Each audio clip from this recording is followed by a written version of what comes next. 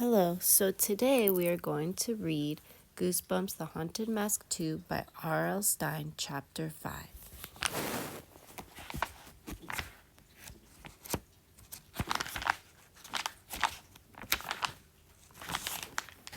Get off me, Marnie, I mean it, I shouted. The little red-headed pest hung onto my back, laughing and digging her pudgy fingers into my neck. Why did she think I was some kind of thrill ride? Get off, this is my good sweater, I cried. If you wreck it, she laughed even harder. It had rained all night and all morning, but the clouds had parted at lunchtime. Now the sky was blue and clear. I had no choice. I had to hold soccer practice for the Hogs. Across the playground, I saw Duck Benton fighting with Andrew Foster. Andrew picked up the soccer ball and heaved it with all his might into Duck's stomach. Duck's mouth shot open. He let out a whoosh of breath, and a huge wad of bubblegum went flying into the air. Get off, I pleaded with Marnie. I tried spinning and twirling as fast as I could, trying to throw her off my back. I knew if anything happened to his sweater, Mom would have a fit. You might ask why I was wearing my best blue wool sweater to soccer practice. Good question. The answer is it was class photo day, and Mom wanted me to take a really good picture to send to all my aunts and uncles. She made me wear the sweater, and she made me shampoo my hair before school and not wear my Orlando Magic cap over it. So I looked like a jerk all day. And now, here was soccer practice, and I had forgotten to bring a sweatshirt or something to replace my good sweater. Whoa! Marnie gave me a final kick in the side as she hopped off my back. I pulled down my sweater, hoping it wasn't stretched too badly. I heard angry shouts and glanced up to find Andrew and Duck swinging their fists at each other and butting heads across the field. I reached for my whistle and grabbed air. Marnie had swiped it. She held it high above her head and ran, laughing, over the grass. Hey, you! I screamed, chasing after the little thief. I took 3 steps, and my sneakers, slid in the mud. My feet flew out from under me. With an angry cry, I fell forward and landed on my stomach in deep, wet mud. No! I let out a howl of dread. Please, no! But when I pulled myself up, the mud came with me.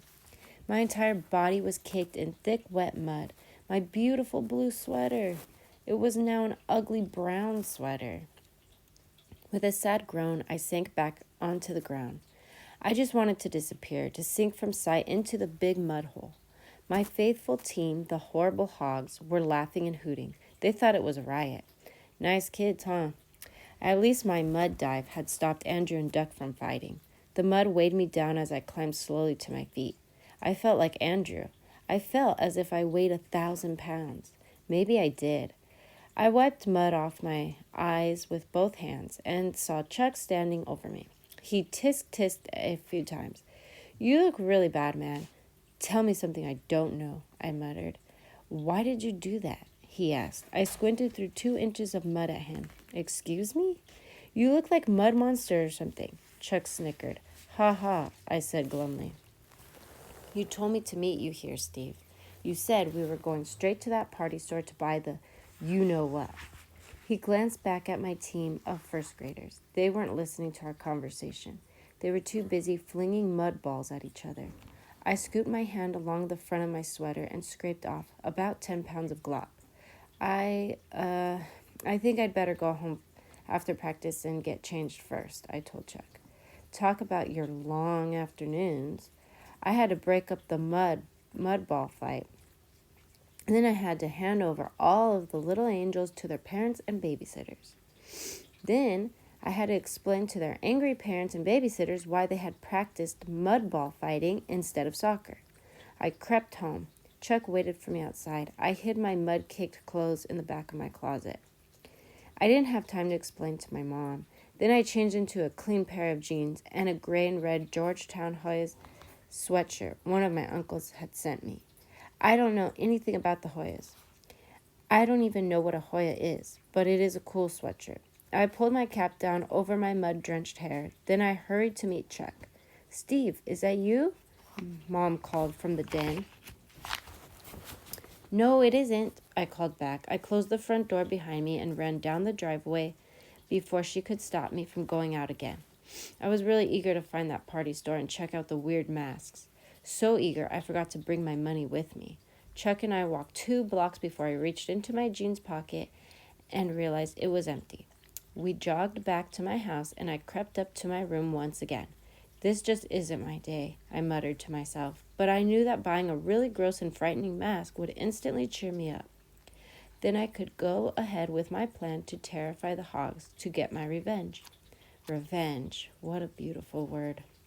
When I'm older and have my own car, that's what I want it to say on my license plate. I pulled all of my allowance money out of the dresser drawer where I hid it. I counted it quickly, but about $25. Then I jammed the bills into my jeans pocket and hurried back downstairs. Steve, are you going out again? Mom called from the den. Be right back, I shouted. I slammed the front door and ran down the driveway to meet Chuck. Our sneakers slid over fat, wet leaves as we walked. A pale full moon hung low over the trees. The trees and sidewalk still glistened from all the rain. Chuck had his hands stuffed into the pockets of his hooded sweatshirt. He leaned into the wind as we walked. I'm going to be late for dinner, he grumbled. I'm probably going to get into major trouble. It'll be worth it, I told him, feeling a little more cheerful. We crossed the street that led to the party store. A small grocery stood on the corner. Other small shops came into view. I can't wait to see these masks, I exclaimed. If I find one just half as scary as Carly Beth's, there it stood, in the darkness above a small square store. I could make out the sign, the party store. Let's check it out, I cried. I leaped over a fire hydrant, flew over the sidewalk, up to the big front window, and peered in the window.